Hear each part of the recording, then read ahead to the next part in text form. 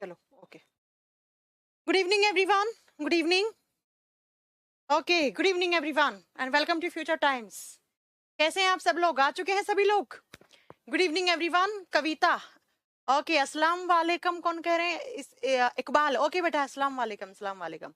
उसके बाद हैं यहाँ पर अरिसेंट्रिक, ये कैसा नाम है आपका? राजेश यादव, मिस्टर ए के, पिंकी के, गुड्डू कुमार, मोहम्मद जुल्फिकार, लवकुश बहरवा, ओके, अरबव, ठीक है, okay. Good evening everyone, good evening. And कैसे हैं आप सब लोग? मैं उम्मीद करती हूँ आप सब लोग बहुत अच्छे होंगे। और ये आपके सामने कुछ लगा हुआ है, 11 सितंबर सुबह 10 बजे आपको हमारे यूट्यूब चैनल पे आना है। कुछ एक बड़ा सा अनाउंसमेंट होने वाला है। अब क्या अनाउंसमेंट होने वाला है? अब आपके काम का है। अगर आपके काम का नहीं होगा तो आपके आसपास के पड़ोसियों के, आपके जूनियर सीनियर को बहुत अच्छा काम का आएगा, है ना? तो प्लीज, तो 11 सितंबर सुबह 10 बजे आप लोग हमारे YouTube चैनल पे ना जुड़ना भूलें। अब आ जाइए, इसके अलावा हम आज की क्लास स्टार्ट करते हैं। हमारा चैप्टर चल रहा था क्या? हमारा चैप्टर चल रहा था बच्चा एंडोक्राइन सिस्टम। याद तो होगा, ऐसा तो नहीं है भूल गए हो? एंडोक्राइन सिस्टम, कल हमारा ये चैप्टर कंप्लीट हो जाएगा। कल कल कौन सा डे है? कल कौन सा डे है बच्चा? आज कौन सा डे है? आज वेडनेसडे, कल थर्सडे। थर्सडे को आपका ये चैप्टर कंप्लीट हो जाएगा। बुक लॉन्च तो बहुत जल्दी होगी, इतनी जल्दी नहीं होगी है ना, लेकिन हो जाएगी बहुत जल्दी भी। ओके चलो, बात करते हैं हम किसकी? एंडोक्राइन सिस्टम की। एंडोक्राइन सिस्टम में हमें टोटल कितनी ग्रंथियां पढ़नी थी? टोटल हमें 9 ग्लैंड्स पढ़नी थी, 9 ग्रंथियां पढ़नी थी। अब फटाक से बता दो कौन कौन सी पढ़ ली। मैं बताऊं? देखते हैं किसकी मेमोरी ज्यादा अच्छी है, मेरी या आपकी। पहली हमने थायराइड पढ़ी थी, जिसको थायराइड या अवटो ग्रंथि कहते हैं। दूसरी हमने पैराथायराइड पढ़ा था। 2 नंबर पे हमने पैराथायराइड पढ़ा था। तीसरी हमने पढ़ी थी बच्चा इसके बाद थाइमस, जो चेस्ट में होती है। फोर्थ पे हमने पढ़ी थी पेनक्रियास, अग्नाशय, जिससे इंसुलिन निकलता है। पांचवें पे हमने पढ़ी थी एड्रीनल, लेकिन एड्रीनल कंप्लीट नहीं हुई थी, है ना? एड्रीनल आज कंप्लीट होएगी आपकी। यही पढ़ रहे थे? समझ गए हैं सभी लोग? बहुत बढ़िया, आ जाओ। किताब का नाम डीएनए ऑफ साइंस है, सुन लीजिए। मेरी बुक आने वाली है जिसका नाम है डीएनए ऑफ साइंस। इसमें मैंने साइंस को इस तरीके से, एक तरीके से सारे क्वेश्चंस की फॉर्म में, वन लाइनर की फॉर्म में, बायोलॉजी, केमिस्ट्री, फिजिक्स, साथ में EVS, ecology, computer science, science and technology, जितने भी साइंस के क्वेश्चंस हैं जो हर एग्जाम के लिए मोस्ट मोस्ट इंपॉर्टेंट क्वेश्चंस बनते हैं, उस पूरी कंप्लीट साइंस की बुक का नाम रखा है डीएनए ऑफ साइंस, जो आपको आगामी आने वाले 15 से 20 दिन में मिलने वाली है। उस बुक को लॉन्च भी करेंगे आप लोगों के साथ अच्छे से, और उसके बाद आपको वो मार्केट में अवेलेबल होना शुरू हो जाएगी। इसलिए इंतजार कीजिए डीएनए ऑफ साइंस का, ठीक है? बहुत इंतजार कर भी चुके हैं, लेकिन अब थोड़ा सा इंतजार और करना है। एड्रिनल पढ़ रहे थे, लिख लीजिए। एड्रिनल के बारे में हम पढ़ रहे थे। अब एड्रिनल के बारे में कितना सारा कुछ पढ़ लिया था वो आप लोग बता दो।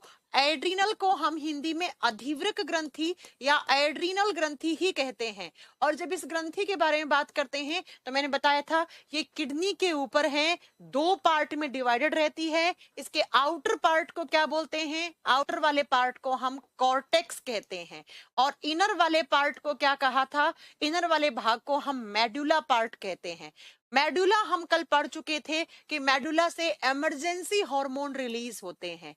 अब इमरजेंसी कैसी? मैम, जब भी कहीं पर भी हमारे बॉडी में 3F की कंडीशन लगती है, वो 3F कौन कौन से थे? फियर, फाइट, फ्लाइट, तब हमारे बॉडी में इमरजेंसी हार्मोन रिलीज करते हैं, है ना? ये सारी बात हम पढ़ चुके थे, मेडुला पढ़ा चुके थे। अब आज हम पढ़ेंगे कि एड्रिनल ग्लैंड के आउटर वाले पार्ट से, बाहरी हिस्से से, कॉर्टेक्स से कौन कौन से हार्मोन रिलीज होते हैं। तो जरा लिखिएगा, कॉर्टेक्स से 3 हार्मोन रिलीज होते हैं, ठीक है? और मैंने कहा था क्या कि एड्रिनल के कॉर्टेक्स वाले भाग से जो हार्मोन रिलीज होते हैं उनको आप कोर्टिसोल हार्मोन्स भी कहते हैं। तो अगर आपसे कभी एग्जाम में क्वेश्चन पूछ लिया कोर्टिसोल हार्मोन कौन रिलीज करता है, तो एड्रिनल ग्लैंड। कौन कौन से कोर्टिसोल्स निकालती है, सुन लो। पहला है ग्लूकोकोर्टिकोइड्स। ग्लूकोकोर्टिकोइड्स सेम नाम हिंदी में है, ग्लूको कॉर्टिकोइड्स। अब आप बोलोगे मैम इतने बड़े बड़े नाम कैसे याद करें? बच्चा करना तो पड़ेगा ना, मैम ने थोड़ी बनाए हैं घर पे बैठ के, ये नाम याद तो करने पड़ेंगे। ग्लूकोकॉर्टिकॉइड्स, दूसरे पे लिखेंगे मिनरेलोकॉर्टिकॉइड्स, मिनरेलो, मिनरेलो लगा दो और कॉर्टिकोइड्स लिख दो, कॉर्टिकोइड्स, मिनरेलोकॉर्टिकोइड्स, सेम नाम हिंदी में है मिनरेलो कॉर्टिकोइड्स, कॉर्टिकोइड्स, ठीक है, लगा दिया होगा कॉर्टिकोइड्स। और 3 नंबर पे आते हैं, उनको बोलते हैं androgen hormone, androgen hormone, same नाम हिंदी में है एंड्रोजन हार्मोन। प्यारे बच्चों, ये 3 टाइप के हार्मोन एड्रिनल ग्लैंड के कॉर्टेक्स वाले हिस्से से रिलीज होते हैं। एड्रिनल के कॉर्टेक्स वाले हिस्से से 3 टाइप के हार्मोन रिलीज होते हैं। कौन कौन सा? तो आप बताएंगे बच्चा कि glucocorticoids, mineralocorticoids and androgen hormone. अब बात ये आती है कि इन हार्मोन्स के फंक्शन क्या क्या हैं, ये हार्मोन्स क्या क्या काम करते हैं, इन हार्मोन के काम क्या क्या हैं। तो सबसे पहला ग्लूकोकॉर्टिकॉइड्स है, उसके नाम से ही आपको क्लियर हो जाएगा। देखो, ग्लूकोकॉर्टिकॉइड्स, ग्लूकोज का रेगुलेशन, ग्लूकोज क्या है? एक शुगर है, शुगर रेगुलेशन का काम करता है। ये शुगर का मतलब होता है शर्करा, शर्करा की मात्रा पर संतुलन बना के रखना, शर्करा का संतुलन करता है आपके बॉडी में। अब आप कहोगे मैम इंसुलिन भी तो ग्लूकोज को लेवल मेंटेन कर रहा था, इंसुलिन ब्लड में करता है, ग्लूकोकॉर्टिकॉइड्स पूरे शरीर में कहां पर किस हिस्से में कितनी शुगर की जरूरत है वो करता है। तो पहला काम क्या हो गया? Sugar regulation. दूसरा काम होता है इसका stress regulation, stress regulation, stress का मतलब होता है तनाव, तनाव को बैलेंस करना, तनाव पर संतुलन बना के रखना, कब किस चीज का कितना स्ट्रेस है आपके बॉडी में या आपकी सेल में कहां पर किस चीज का स्ट्रेस चल रहा है। जैसे देखो, स्ट्रेस बहुत सारे टाइप का होता है। हमारी किसी सेल के पास पानी की कमी हो गई तो भाई वो स्ट्रेस कंडीशन लग गई ना उसके पास। ऐसे ही हमारे किसी भी शरीर के किसी हिस्से में ग्लूकोज की कमी हो गई, मतलब स्ट्रेस कंडीशन आ गई। तो स्ट्रेस को रेगुलेट करना, और दूसरा जो हमें स्ट्रेस होता है ना किसी भी का, उसको भी रेगुलेट करने का काम ये हार्मोन कर, राइट। चलो अब चलते हैं मिनरेलोकॉर्टिकॉइड्स क्या करते हैं। मिनरल्स रेगुलेशन, और मिनरल्स में मेन कौन सा? Salt regulation. ये हमारे बॉडी में नमक की मात्रा को संतुलन करके रखते हैं। नमक, नमक संतुलन या नमक की मात्रा को बैलेंस करना, नमक की मात्रा को संतुलित रखना, संतुलित करना, नमक की मात्रा को संतुलित करके रखने का काम करता। सॉल्ट रेगुलेशन का, आप जानते हैं हमारे बॉडी के लिए सॉल्ट बहुत जरूरी है। मैंने पढ़ाया था ना, सॉल्ट से आयोडीन बनता है, मिलता है, आयोडीन से थायराइड हार्मोन बनते हैं। तो सॉल्ट का रेगुलेशन तो बहुत जरूरी है ना, बिल्कुल जरूरी है। और एंड्रोजन का काम होता है सेक्सुअल कैरेक्टर्स बनाना। क्या बनाना? सेकेंडरी सेक्सुअल कैरेक्टर्स बनाना। अब ये सेकेंडरी सेक्सुअल कैरेक्टर्स होते हैं द्वितीयक लैंगिक लक्षण। ये आपको रिप्रोडक्टिव सिस्टम में मालूम चलेगा कि what is primary sexual character and what is secondary sexual character. ये सेक्सुअल कैरेक्टर्स मेल बॉडी के अलग होते हैं, फीमेल बॉडी के अलग होते हैं। जैसे मेल के अंदर जब प्यूबर्टी एज आती है तो क्या क्या चेंजेस आते हैं, फीमेल बॉडी में जब प्यूबर्टी एज आती है तो क्या क्या चेंजेस आते हैं। तो इनको हम सेकेंडरी और प्राइमरी सेक्सुअल कैरेक्टर्स होते हैं, कुछ जो मैं आपको रिप्रोडक्टिव सिस्टम में पढ़ाऊंगी आगे, ठीक है। आप जरा ये सुनो एक बार फिर से, सारे के सारे हार्मोन में कॉमन क्या है? Corticoids, corticoids. तो अगर आपसे पूछ लिया कौन सी ग्रंथि कोर्टिकोइड्स या कोर्टिसोल, इन सबको एक साथ मिला के कोर्टिसोल हार्मोन्स कहते हैं। तो कौन सी ग्रंथि के द्वारा कोर्टिकोइड्स या कोर्टिसोल हार्मोन रिलीज होते हैं? तो आप क्या बताओगे बच्चा? वो कौन सी ग्रंथि है? वो एड्रीनल ग्लैंड है। उसका कौन सा हिस्सा है? उसका आउटर कॉर्टेक्स वाला पार्ट है। कितने hormone? 3, glucocorticoids, mineralocorticoids and androgen hormone. अब ध्यान से सुनो, ग्लूकोकॉर्टिकॉइड्स ने क्या किया? Sugar regulation, stress regulation. 1S 2S, 2S को कंट्रोल, सोल्ट का 3S और एंड्रोजन सेक्सुअल कैरेक्टर का 4S। इसीलिए हम कहते हैं इस हिस्से को कि ये 4S को कंट्रोल करता है। और 4S का मीनिंग क्या हो गया? पहले S का मतलब शुगर, शर्करा, दूसरे का स्ट्रेस, तीसरे का सॉल्ट, चौथे का सेक्सुअल कैरेक्टर। ठीक जैसे मेडुला वाले पार्ट ने 3F को कंट्रोल किया था और इस हिस्से ने 4S को कंट्रोल कर लिया। तो अगर आपसे एग्जाम में पूछ लिया 3F ग्रंथि किसको कहते हैं, एड्रीनल ग्लैंड को। अगर आपसे पूछ लिया 4S ग्रंथि किसको कहते हैं, एड्रीनल ग्रंथि को। करो या मरो, करो या उड़ो, करो या भागो, या कोर्टिसोल हार्मोन रिलीज करने वाली, या इमरजेंसी ग्लैंड या इमरजेंसी हार्मोन रिलीज करने वाली ग्रंथियां कौन सी हैं, सबका आंसर एक ही होगा। कौन सा बच्चा, एड्रीनल ग्लैंड। और कहां होती है ये एड्रीनल ग्लैंड, ये हमारे दोनों किडनियों के ऊपर दो होती हैं, एक जोड़ी एड्रीनल ग्लैंड होती। That's all about adrenal gland. इतना ही पढ़ना है आपको एड्रीनल ग्लैंड के बारे में, ठीक है। ये आपकी एड्रीनल ग्लैंड भी यहाँ पे कंप्लीट होती है, इसका कॉर्टेक्स और इसका मेडुला वाला पार्ट। अब चलते हैं नेक्स्ट। नेक्स्ट आपकी है 7 नंबर पे, 6 नंबर पे, छठी लिखेंगे हम पीनियल बॉडी ग्लैंड। 6 नंबर पे लिखेंगे पीनियल बॉडी ग्लैंड। हिंदी में सेम नाम है, पीनियल काय ग्रंथि। क्या होता है ये पीनियल काय? देखो कभी कभी पीनियल ग्लैंड भी लिखा हुआ आता है, उसको सही मान सकते हैं लेकिन 100% सही नहीं है। 100% होगा pineal body gland, pineal body gland.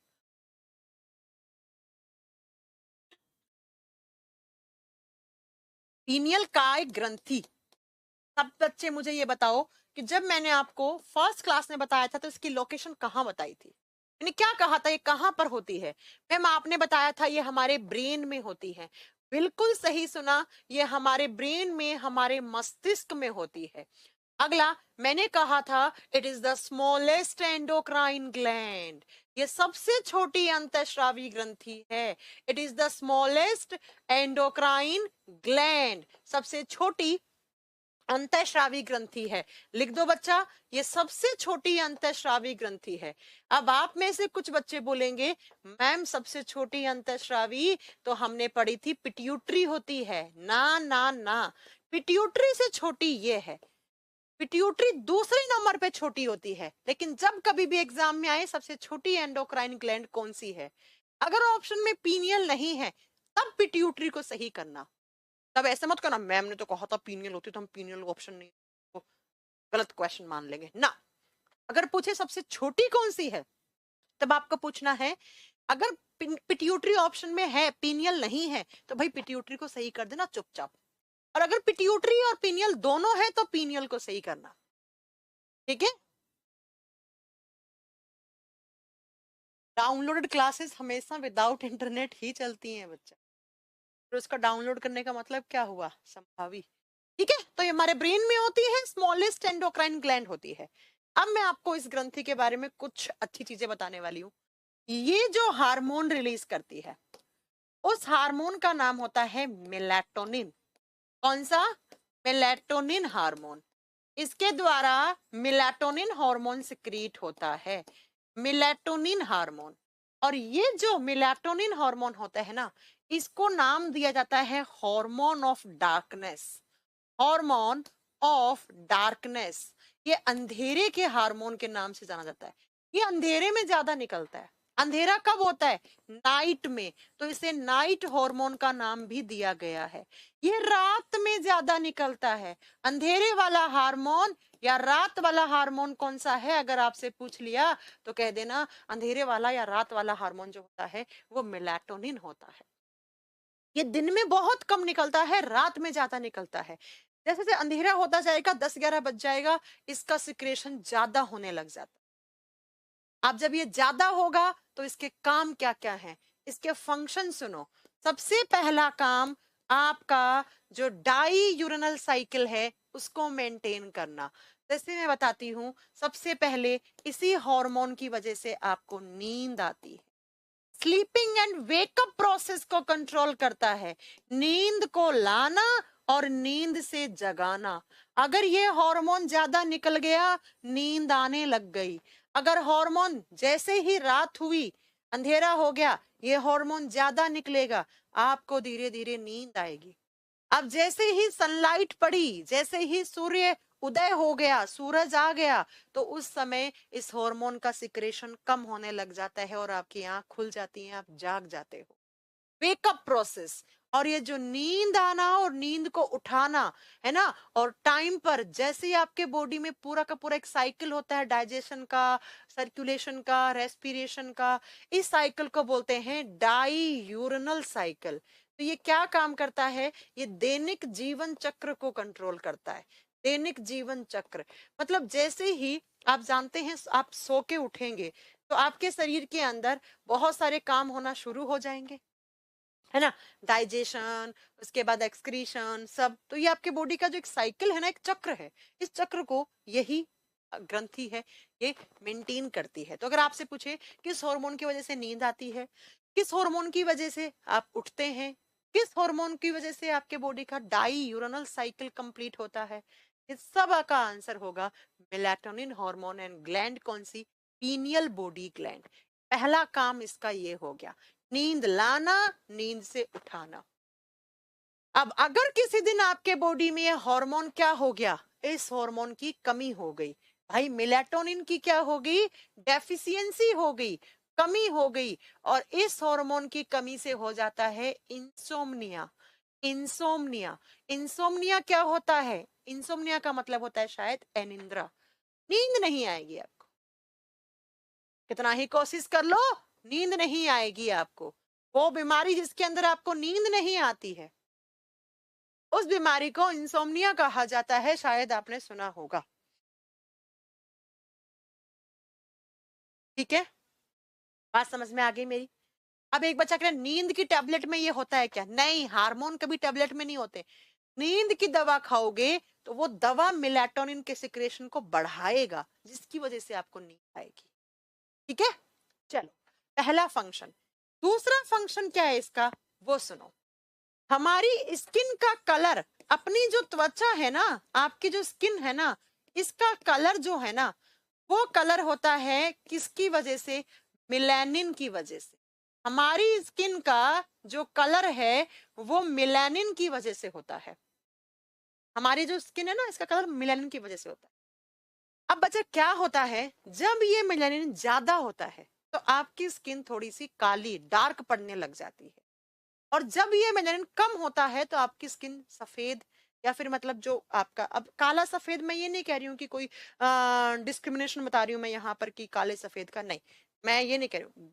Colour एक ही होता है, क्या ही काला क्या ही सफेद, है ना, इंसान के अंदर गुण होने चाहिए। मेलानिन का मतलब ये है, मैं ये समझाना चाह रही हूँ कि अगर ये थोड़ा सा ज्यादा हो जाता है तो थोड़ा सा, आपने देखा होगा ना, देखो अभी गर्मियां चल रही हैं, तो टी शर्ट के ऊपर वाला भाग, अगर आपने इतनी टी शर्ट पहनते हो रोज, तो यहाँ पे थोड़ा अलग कलर होता है आपकी स्किन का, और यहाँ कलर एक अलग होता है ना, ये वाला थोड़ी सी टैनिंग पड़ जाती है हाथ के ऊपर, थोड़ा सा डार्क हो जाता है कलर में। क्यों? क्योंकि यहाँ पे सनलाइट पड़ती है, और सनलाइट में मेलानिन ज्यादा बनता है, मेलाटोनिन कम बनता है, दोनों बातें अलग अलग है ना। ठीक है, तो जैसे ही आपके हाथ पे सनलाइट पड़ेगी तो यहाँ में मेलानिन ज्यादा बनेगा, ज्यादा बनेगा, आपकी स्किन का कलर डार्क हो जाएगा। अब कुछ दिनों के बाद क्या होता है, वो स्किन का कलर नॉर्मल हो जाता है, वापस जो आपकी नेचुरल स्किन है वो आ जाती है। क्यों वो कलर आ जाता है? क्यों? क्योंकि वो इस हार्मोन की वजह से। ये हार्मोन क्या करता है, मेलानिन, क्या मेलानिन जो है ना उसको मेंटेन करके रखता है। तो लिखिए, नेक्स्ट फंक्शन इसका होता है, it maintains the level of the level of melanin pigment। ये मेलानिन पिगमेंट के सिक्रेशन को कंट्रोल करता है, या आप लिख सकते हो उसको मेंटेन करता है। हिंदी में लिख लो, मेलानिन पिगमेंट की मात्रा को संतुलित करके रखना, पिगमेंट की किल के स्तर को संतुलित करके रखना, तो मेलानिन की मात्रा को संतुलित करना। ठीक है, आपसे क्वेश्चन पूछ ले क्या कि हमारी स्किन को कलर कौन देता है, तो हमारी त्वचा को कलर देने वाला पिगमेंट होता है मेलानिन।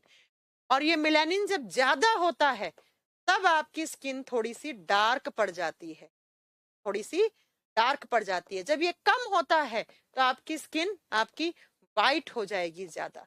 आपने देखा होगा अच्छा तिल होते ना, तिल, तिल देखा है आपने? मेरे को कहाँ तिल है, ये रहा। तिल में क्या होता है? तिल में मेलानिन ज्यादा हो जाता है, कॉन्सेंट्रेट हो जाता है। जब बहुत सारा मेलानिन एक जगह इकट्ठा हो जाता है ना आपकी स्किन में, तो तिल कहते हैं। तो मोल, इंग्लिश में मोल कहते हैं, तिल कहते हैं। कुछ लोगों में आपने देखा होगा, कुछ लोगों के ना बहुत ही ज्यादा, इस एक गाल का अलग कलर होगा और एक गाल पे बहुत ज्यादा एक्सेस में व्हाइट सा होता है स्किन का कलर, है ना। हाथ वाथ पे ऐसे धब्बे से पड़े हुए होते हैं सफेद सफेद, उन लोगों में मेलानिन ज्यादा बन जाता है बचपन से ही, बाई बर्थ, है ना। याद रखिएगा बच्चा, मैं ये कहना चाह रही हूँ कि मेलानिन हमारी स्किन को कलर देता है, और इस मेलानिन जब कम और ज्यादा हो जाता है तो उसके लिए क्या हो जाता है बच्चा, इसका वीओडी है, अंकुश वो ले लो, ठीक है। तब उसको वापस मेंटेन करने का काम किसका होता है? मेलाटोनिन हार्मोन का। एक तो नींद लाएगा, नींद से उठाएगा, आया ज्यादा बना, नींद आ गई, नहीं बना, नींद खुल गई, बिल्कुल नहीं बना, पूरी रात नींद नहीं आई, ठीक है। और दूसरा, जो मेलानिन दिन में कम ज्यादा हुआ है उसको वापस मेंटेन करना, जो आपकी स्किन का नेचुरल कलर है उसको वापस लाना उसी कंडीशन। किसका काम है? आप कहेंगे मेलाटोनिन हार्मोन का काम है, ठीक है। तो ये बच्चा मेलानिन के बारे में था और मेलाटोनिन हार्मोन के बारे में था। ये हार्मोन कम ज्यादा हो जाएगा तो आपका डाई यूरिनल साइकिल इम्बैलेंस हो जाएगा। इसका मतलब ढंग से आपका डाइजेस्टिव सिस्टम, रेस्पिरेटरी सिस्टम सही से काम नहीं करेंगे, ढंग से नींद नहीं आएगी, अपच हो जाएगी, पेट में गड़बड़ हो जाएगी, फेफड़ों में गड़बड़ हो जाएगी, है ना। रात को ढंग से नींद नहीं आएगी, सुबह ढंग से उठ नहीं पाओगे, दिन में नींद आती रहेगी, रात को नींद, ऐसे ऐसे बहुत सारी चीजें आपको देख, ठीक है। अंकुश बेटा, एस के यादव सर का बहुत ही बढ़िया वीओडी है, वो ले लो, वर्ल्ड हिस्ट्री का, बहुत शानदार पढ़ाते हैं। ये होगी आपकी पीनियल ग्लैंड। आप चलते हैं 7 नंबर पे। 7 नंबर पे जो ग्लैंड आती है उनका नाम है गोनेड्स, और गोनेड्स को लिखोगे लैंगिक जनन ग्रंथियां। लैंगिक जनन ग्रंथियां, नाम से क्लियर है, वो ग्रंथियां जो रिप्रोडक्शन में हेल्प करती हैं, जो जनन में सहायक हैं। भाई ये ग्रंथियां क्या होती हैं? ये रिप्रोडक्शन में हेल्पफुल होती हैं। रिप्रोडक्शन में, किसमें? जनन में, रिप्रोडक्शन में हेल्प करती हैं। उन ग्रंथियों को गोनेड्स कहा जाता है। जो रिप्रोडक्शन में हेल्प करती हैं उनको क्या कहा जाता है? उनको हम कहते हैं बच्चा, आप बताएंगे, गोनेड्स, लैंगिक जनन ग्रंथियां, लैंगिक जनन ग्रंथियां। हाँ मैम, कभी कभी बाल बहुत सफेद हो जाते हैं। देखो, बाल जो काले हैं ना, इनके अंदर मेलानिन ज्यादा है, इसलिए आपके बाल काले हैं। अगर आपके बालों में मेलानिन की कमी हो जाएगी, बाल सफेद हो जाएंगे। अगर आपके बालों में प्रोटीन की कमी हो जाएगी, बाल सफेद हो जाएंगे। अगर आपके बालों में उसकी विटामिन की कमी हो जाएगी, बाल सफेद। बाल सफेद होने के 3 रीजन होते हैं: मेलानिन की कमी, विटामिन की कमी, प्रोटीन की। ये तीनों कमियां पूरी कर लो, कभी बाल सफेद, राइट। आ जाओ आप। गोनेड्स का मतलब होता है ऐसी ग्लैंड्स जो रिप्रोडक्शन में हेल्प करती हैं, जो जनन में सहायक होती हैं, जो प्रजनन में सहायक होती हैं। और रिप्रोडक्शन का मतलब क्या होता है? अपने जैसी संतान पैदा करना, रिप्रोडक्शन कहलाता है, ठीक है। अब बच्चा, ये गोनेड्स कहाँ होती हैं? तो ये होती, बड़ी आंत है या छोटी आंत, बड़ी, ये होती है बिल, ठीक है। अब बच्चा, ये गोनेड्स कहाँ होती हैं? तो ये होती हैं बिलो इंटेस्टाइन, जो आपकी बड़ी आंत है या छोटी आंत, बड़ी आंत की नीचे की तरफ, आंतों के नीचे होती है। आंतों के नीचे गोनेड्स होती है। अब मेल गोनेड अलग होगा और फीमेल अलग होगी। मेल गोनेड्स को हम क्या कहते हैं? नर, लड़कों की जो जनन ग्रंथियां होती हैं, लिख लो, नर जनन ग्रंथि। नर जनन ग्रंथि को कहा जाता है टेस्टिस, और फीमेल गोनेड्स को ओवेरी। लड़कियों में जो होती हैं, देखो अभी तक मैंने जितनी पढ़ाई थी सब कॉमन थी, लड़का और लड़की दोनों में थी। अब कुछ कुछ डिफरेंस यहाँ से आना शुरू हो जाएंगे।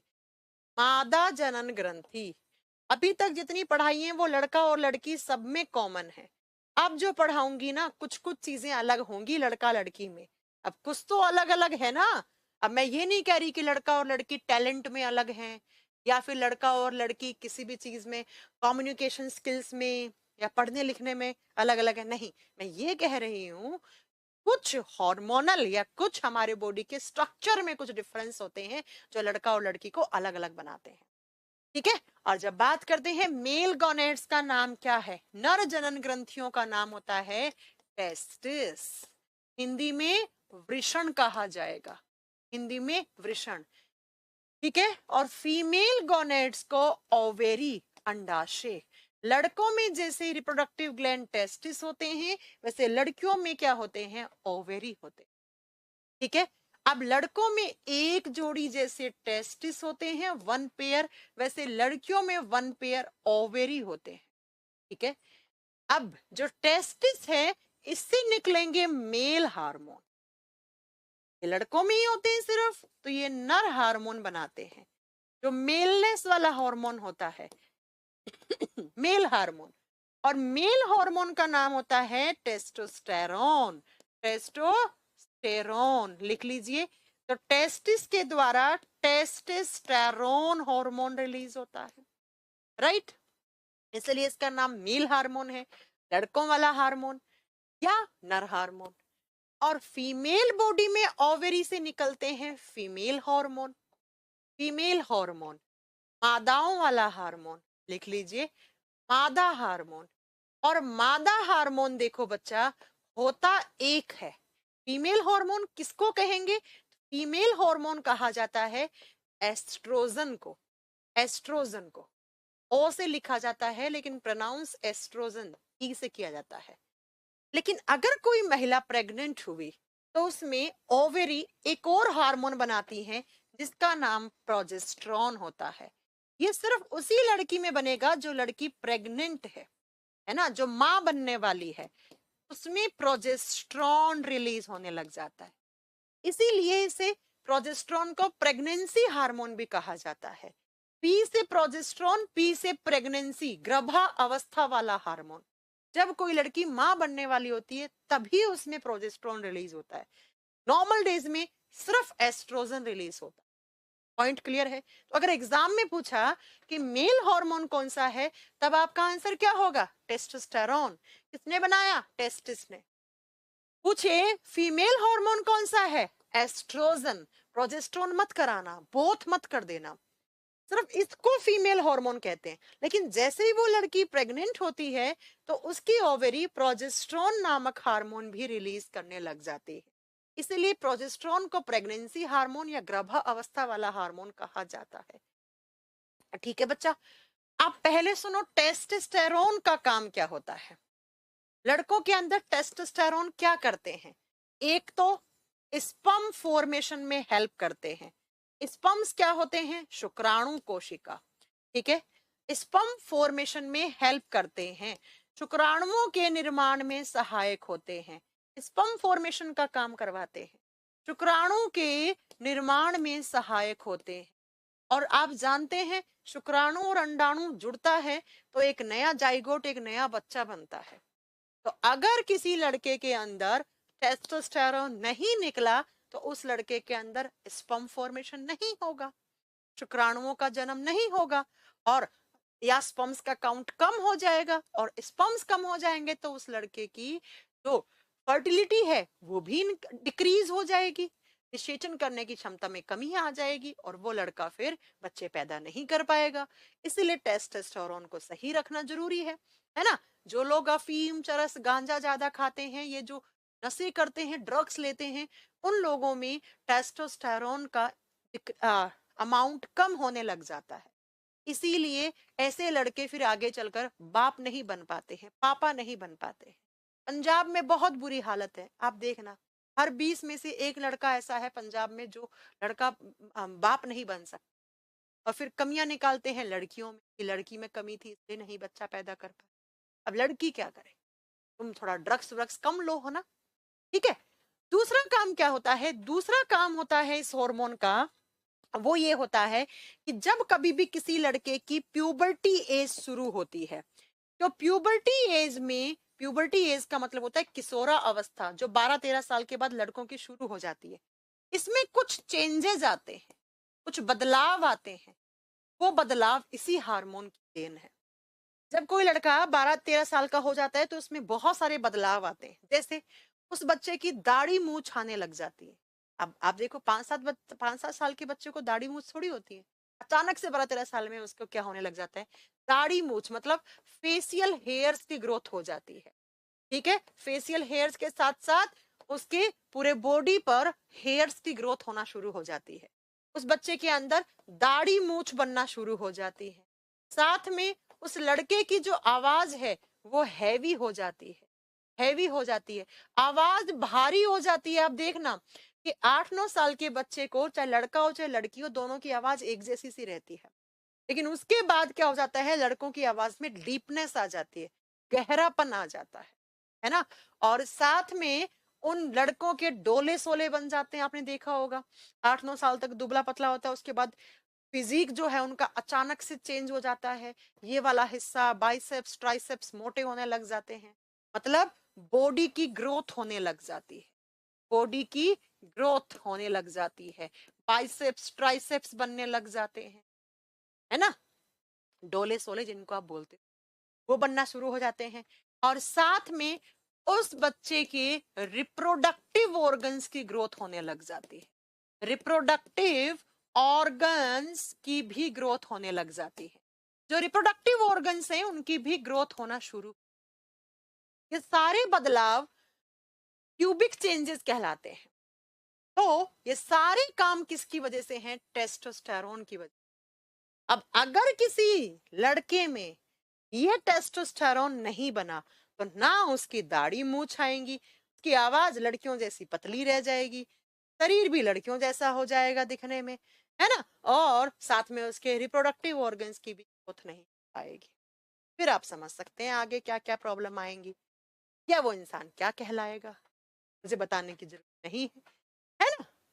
तो बच्चा, टेस्टोस्टेरोन हार्मोन स्पर्म फॉर्मेशन का काम करता है और प्यूबर्टी एज में चेंजेस लाने का काम करता है, इसीलिए इसे मेलनेस हार्मोन, नर वाला हार्मोन कहा जाता है, जो बहुत जरूरी है बनना। ठीक ऐसे ही लड़कियों के अंदर क्या बनता है, एस्ट्रोजन हार्मोन। तो ये एस्ट्रोजन क्या करता है महिलाओं में, लड़कियों में भी जो प्यूबिक चेंजेस आते हैं उनको लाता है। अब लड़का और लड़की में प्यूबर्टी एज जब आती है तो दोनों में अलग अलग चेंजेस आते हैं, अभी तो वो लड़का है वो लड़की है। जैसे लड़कियों में क्या होता है, मेंस्ट्रुअल साइकिल स्टार्ट हो जाती है। मेंस्ट्रुअल साइकिल का मतलब होता है मासिक धर्म चक्र, ठीक है, ये शुरू हो जाती है।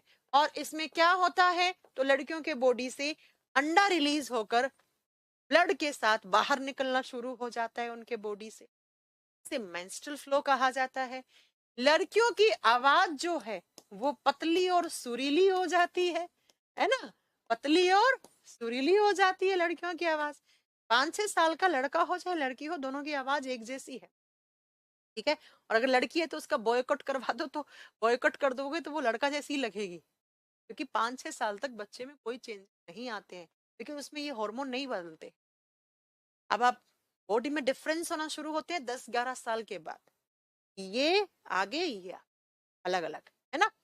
दूसरा, लड़कियों में और क्या होता है, लड़कियों की आवाज पतली होने लग जाती है और मेंस्ट्रुअल साइकिल स्टार्ट हो जाती है 12-13 साल के बाद। और नेक्स्ट आप बताओगे बच्चा, उनके रिप्रोडक्टिव ऑर्गन्स की ग्रोथ होना शुरू हो जाती है, रिप्रोडक्टिव ऑर्गन्स की ग्रोथ होना शुरू हो जाती है, जो उनके जनन अंग होते हैं उनकी ग्रोथ शुरू हो जाती है। और साथ में लड़कियों में ओवम बनना शुरू हो जाते हैं। ओवम का मतलब होता है एग, अंडे बनना शुरू हो जाते हैं, अंडे बनना शुरू हो जाते हैं, एग फॉर्मेशन हो जाता है, अंडे बनना शुरू हो जाते हैं, ठीक है। एग बनना और बनकर मेंस्ट्रुअल साइकिल से रिलीज होना शुरू, राइट। और अगर वो लड़की आगे चलकर प्रेग्नेंट हो गई है तो उसमें प्रोजेस्टेरॉन हार्मोन रिलीज होगा। तो जो भी प्रेगनेंसी के समय चेंजेस आते हैं किसी भी लड़की के शरीर में, वो किसकी वजह से आते हैं, वो प्रोजेस्टेरॉन की वजह से, ठीक है, वो किसकी वजह से, प्रोजेस्टेरॉन की वजह से। पी से प्रोजेस्टेरोन, पी से प्रेगनेंसी, आप ऐसे याद रखें, ठीक है। अब ये क्या क्या चेंजेस आते हैं जब लड़की प्रेग्नेंट होती है, वो आगे आएगा, आगे आएगा, कल की क्लास में आएगा, सब आपको पढ़ने को। जैसे जब कोई महिला माँ बनने वाली होती है तो उसके ब्रेस्ट का साइज बढ़ जाता है, क्यों? क्योंकि ब्रेस्ट के अंदर दूध का फॉर्मेशन होता है और माँ अपने बच्चे को पिलाएगी। इसके यूट्रस का साइज बढ़ना शुरू हो जाता है, क्योंकि यूट्रस में बच्चा रहता है 9 महीने। यूट्रस में स्वेलिंग होना शुरू हो जाती है, गर्भाशय की दीवारें मोटी मोटी होने लग जाती हैं। ये सारे कब होते हैं बच्चा? जब कोई महिला माँ बनने वाली होती है। कि मैमरी ग्लैंड्स, दूध बनाने वाली ग्रंथियां, है ना, वो इंक्रीज होने लग जाती हैं साइज में। ये सारे चेंजेस आते हैं वो इसकी वजह से। ये किसकी वजह से होते हैं? वो इसकी। तो आपसे पूछ ले मेल हार्मोन कौन सा है, उसके काम क्या क्या है, पूछे स्पर्म फॉर्मेशन में हेल्प कौन सा हार्मोन करता है, टेस्टोस्टेरोन। आपसे पूछे एस्ट्रोजन हार्मोन क्या करता है, अंडा बनाने में काम करता है, उसको रिलीज करवाना मेंस्ट्रुअल साइकिल कहलाता है। मेंस्ट्रुअल साइकिल चलाना, लड़कियों की आवाज पतली करना, रिप्रोडक्टिव ऑर्गन्स की ग्रोथ करवाना, ये सारे काम होते हैं फीमेल हार्मोन के। प्रोजेस्टेरोन हार्मोन प्रेगनेंसी के समय निकलता है, जो लड़कियों के ब्रेस्ट का साइज बढ़ा देता है, ब्रेस्ट का साइज इंक्रीज करने में हेल्प करता है। ये सारे चेंजेस प्रेगनेंसी के समय, राइट। और ये जो गोनेड्स है ना, टेस्टिस और ओवरी, ये वापस आएंगे किस चैप्टर में? ये हम फिर से पढ़ेंगे रिप्रोडक्टिव चैप्टर में, रिप्रोडक्टिव सिस्टम में। ये फिर से आएगा सब कुछ, लेकिन वहां बहुत डिटेल में आए। फिर से सब कुछ आएगा लेकिन वहां पर बहुत डिटेल में आएगा ये सब, ठीक है। तो ये आपकी 7 हो चुकी हैं बच्चा ग्लैंड। अब बची आपकी 2, कौन कौन सी? एक बचा 8 नंबर पर पिट्यूटरी, पिट्यूटरी जिसको आप पीयूष ग्रंथि भी कहते हैं, और दूसरा बचा आपका हाइपोथैलेमस। अब ये दोनों एक साथ पढ़नी पड़ेंगी और इनको 1 घंटा लगेगा पढ़ाने में, जो हम कल की क्लास में पढ़ेंगे। ये दोनों एक साथ काम करती है, दोनों एक साथ पढ़ना पड़ेगा, जो हम कल की क्लास में। दिन में नींद आने का कारण आपने ज्यादा खाना खा लिया, आप आलसी हो, आपके शरीर एकदम कमजोर पड़ गया है, दिमाग से एक्टिव नहीं हो, दिमाग को थोड़ी रेस्ट की, ये सब दिन में नींद आने के। बच्चा दूध बनाने में सहायक हार्मोन होता है, वो प्रोलैक्टिन होता है, कल आएगा मोहम्मद जुल्फिकार, ये बनाती है। ये दूध बनाने वाला हार्मोन भी और दूध को बना के बाहर निकालने वाला हार्मोन भी ये बनाती है, ठीक है ना? ओके। तो ये आज के लिए, और कल आपका ये चैप्टर कंप्लीट हो जाएगा भैया। फिर हम परसों से एक नया चैप्टर शुरू करेंगे, शायद अगला चैप्टर रिप्रोडक्टिव सिस्टम ही करेंगे हम, या एक्सक्रीटरी सिस्टम करेंगे, या रेस्पिरेटरी सिस्टम करेंगे। इन तीनों में से कोई भी चैप्टर नेक्स्ट परसों से हम शुरू, ठीक है। आज के लिए इतना बहुत है। मैम आपकी बुक कब ऑक्सीटोसिन कल आएगा बच्चा, यहाँ आएगा, सब आएगा, प्रोलैक्टिन, ऑक्सीटोसिन, डोपामीन, सब आएगा यहाँ पे, डोंट वेरी, है ना। मैम आपको इतना नॉलेज कहाँ से आया? पढ़ पढ़ के आपको भी आ गया होगा शायद मनी, ना? इतना ज्यादा आप पढ़ोगे, शिक्षा से बड़ा कोई हथियार नहीं है ना, है आप, ठीक है। बुक आ जाएगी बच्चा बहुत जल्दी, डीएनए ऑफ साइंस, इसी महीने में, इसी महीने में आपको मेरी किताब मिल जाएगी साइंस की, कंप्लीट 1 सॉल्यूशन बुक मिल जाएगी आपको। और 11 सितंबर को सुबह 10 बजे आपको हमारे यूट्यूब चैनल पे आना है, ठीक है। आज के लिए इतना बहुत है, थैंक यू वेरी मच, कल मिलते हैं आपसे, तब तक के लिए बाय बाय, टेक केयर।